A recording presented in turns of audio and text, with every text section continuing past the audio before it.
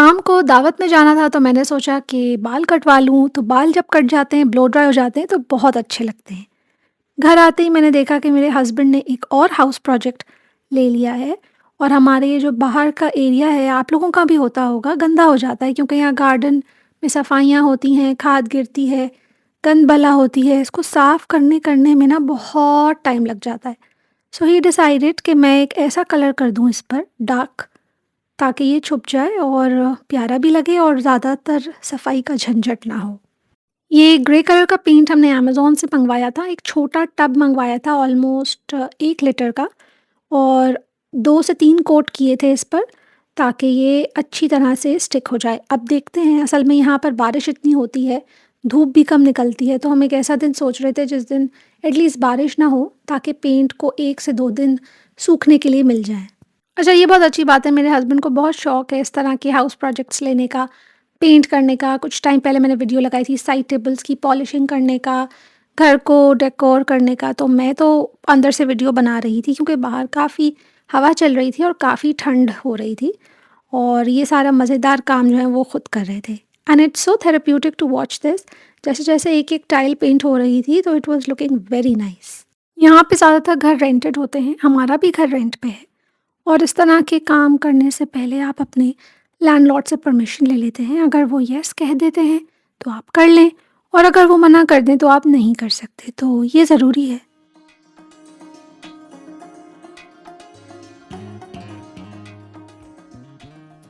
तो हम लोग गए हुए हैं बहुत ही प्यारी इफ्तार दावत में, जहाँ पर एक छोटे से प्यारे से बच्चे की रोज़ा खुश आई है, और मैं आपको प्यारी सी टेबल दिखा रही हूँ जिधर बहुत अच्छी डेकोरेशन हुई हुई है।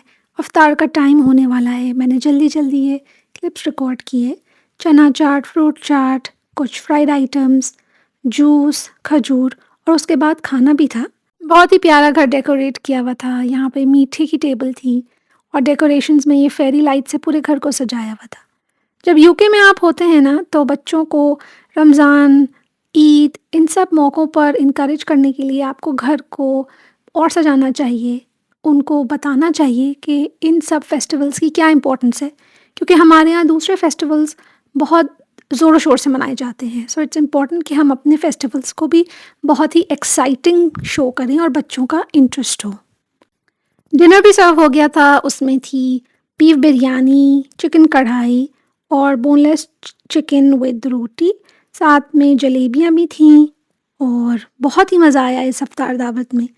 अब ये है नेक्स्ट डे, और ये बहुत ही अच्छे से फूल मेरे हस्बैंड लाए थे मेरे लिए, तो फूलों का ख़्याल रखना ज़रूरी है वरना वो बहुत जल्दी मुरझा जाते हैं। जब भी आप पानी चेंज करें तो उसकी स्टेम जो है छोटी-सी नीचे कट कर दें, उससे ये होता है कि बहुत अच्छी तरह से पानी एब्ज़ॉर्ब कर लेते हैं ये, और नीचे के जो पत्ते होते हैं उनको भी छाँट लें, क्योंकि अगर वो पानी में रहेंगे ना, तो पानी गदला-गदला हो जाता है और सड़ने लगता है। आई ऑलवेज़ मेक श्योर मेरे पास एक छोटा-सा ये प्लास्टिक कंटेनर हो जिसके अंदर मैं फूड स्क्रैप्स, वेजिटेबल के पील्स, इस तरह की चीज़ें इकट्ठा करूँ, पर एक साथ उसको ग्रीन वाले बिन में डालती हूँ। हमारे यहाँ रिसाइक्लिंग होती है ग्रीन वाले बिन में, तो डस्टबिन में डायरेक्ट इसलिए नहीं डालती क्योंकि खाने-पीने की जो पील्स होती है ना, उससे बहुत जल्दी बू आने लगती है और मक्खियाँ भी आने लगती हैं।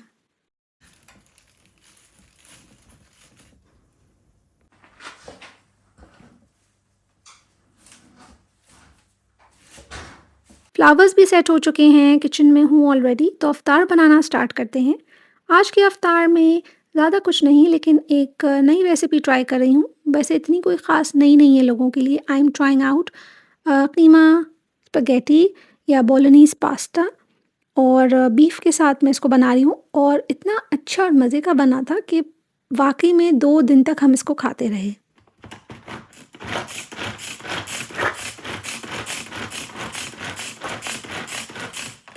प्याज और लहसुन को बारीक चॉप करके ऑयल में सौटे किया, और उसके बाद उसमें कीमा डाल दिया, और स्पाइसेस बहुत ही बेसिक डाले हैं, सोया सॉस, विनेगर, उसके साथ काली मिर्च, white paper, garlic powder, paprika powder, और वही नमक, एंड दैट्स इट।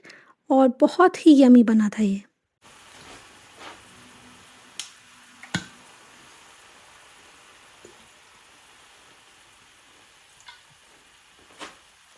अब अपनी मर्ज़ी की वेजिटेबल्स डाल सकते हैं। मैंने रेड बेल पेपर्स डाले हैं क्योंकि वही मेरे पास थे।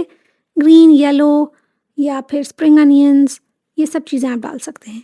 स्पैघेटी मैंने ऑलरेडी बॉयल करके रखा था, वो डाल दिया इसके ऊपर and I will mix it and ऊपर से ग्रीन स्प्रिंग अनियंस मैंने इस पे छिड़क दिए एंड ओह माय गॉड! इतना यम बना था ना कि मैं क्या बताऊँ। एक मेन डिश के साथ मैं एक फ्राइड आइटम या कभी-कभार 2 फ्राइड आइटम्स बना लेती हूँ। आज इसके साथ मैंने बनाए पकौड़े और क्योंकि ये काफ़ी फुलफिलिंग था तो मुझे ये पता था कि ये खा के हम दोनों का पेट काफ़ी भर जाएगा। मैंने देखा है ज़्यादातर लोग खाने के आइटम्स इफ्तार में नहीं बनाते, सिर्फ़ और सिर्फ़ दही बड़े, चने चाट और फ्राइड आइटम्स ही बनाते हैं। मैं शादी से पहले भी मम्मा के घर पे ऐसे ही होता था, लेकिन अब जब खुद बनाना पड़ता है ना तो डिशेज़ मैंने कम कर दी हैं और मेन डिशेज़ के साथ 1-2 fried items that's more than enough for me.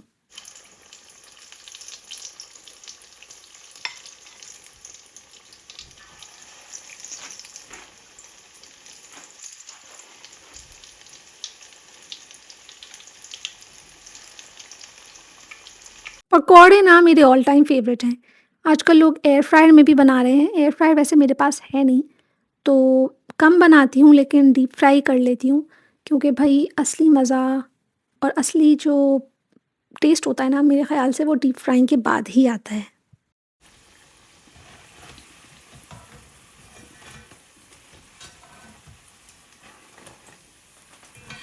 इस बड़े स्ट्रेनर की वज़ह से एक दफ़ा में ही सारी फ्राइड आइटम्स निकल आते हैं और मेरा फ्राइंग गेम बहुत आसान हो गया है।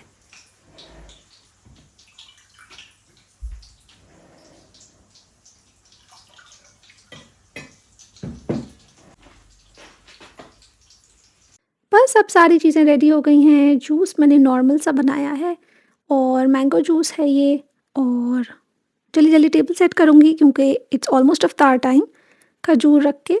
और आई होप कि आप लोगों का रमज़ान भी बहुत अच्छा गुज़र रहा हो जैसे मेरा गुज़र रहा है। मिलते हैं नेक्स्ट वीडियो में with some new recipes, with some new ideas.